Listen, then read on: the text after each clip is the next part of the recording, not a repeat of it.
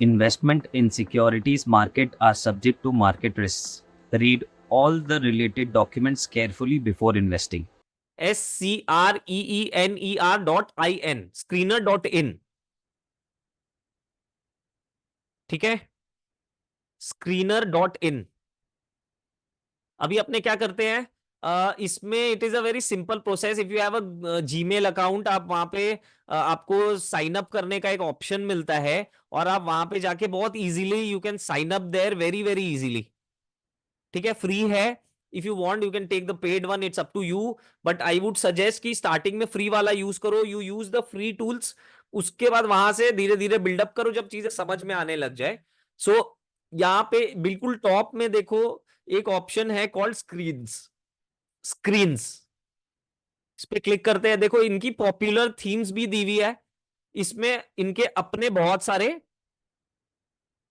Filters लगे हुए हैं, जस्ट फॉर एजुकेशनल पर्पस. ऐसा नहीं है कि आप इसमें ही जो करोगे वही करेक्ट है, but still this is one sample that you can use. देखो सबसे पहले क्या है, market capitalisation.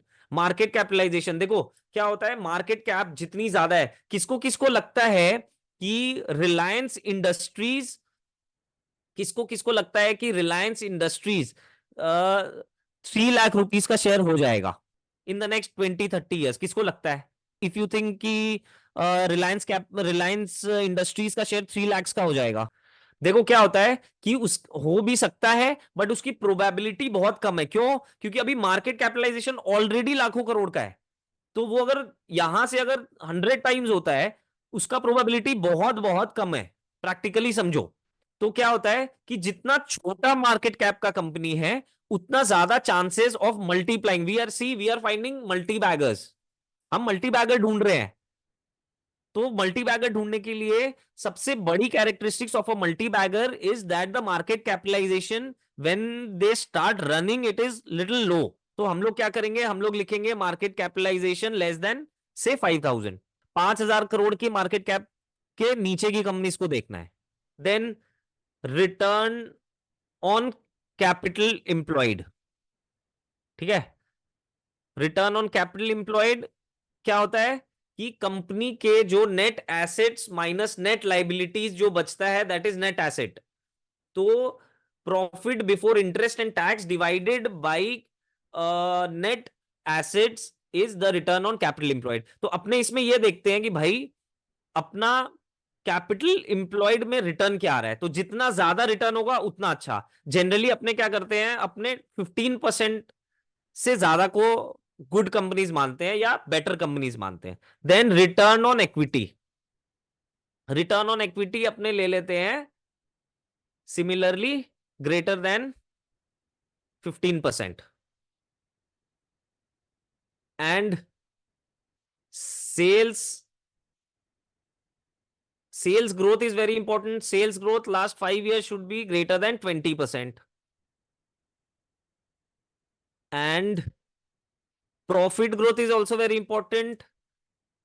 Profit growth for the last 5 years should be greater than 15%.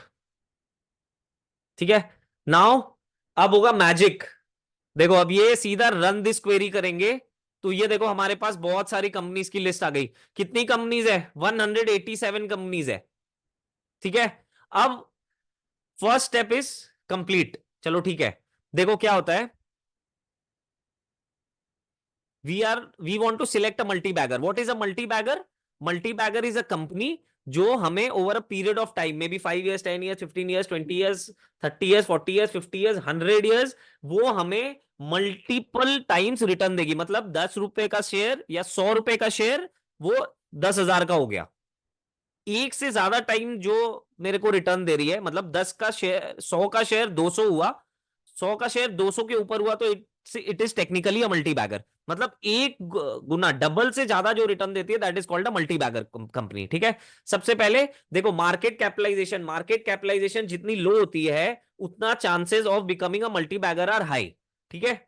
Time लगेगा, everything is there, but the chances are much high.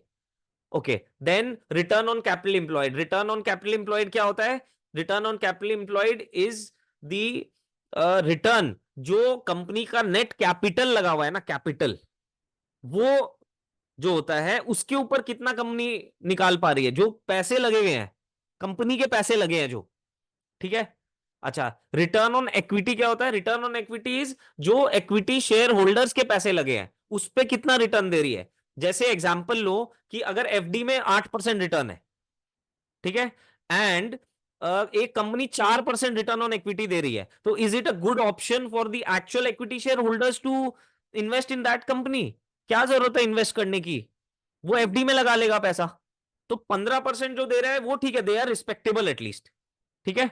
Then sales growth 5 years की average होनी चाहिए more than 20%। इसका मतलब क्या है कि जो सेल्स ग्रोथ होती है ना कंपनी की, सेल्स बढ़ेगी तभी तो प्रॉफिट्स बढ़ेंगे, तभी तो मार्केट कैपिटलाइजेशन भी उसके हिसाब से बढ़ पाएगा, बुक वैल्यूज उसके हिसाब से बढ़ पाएंगी।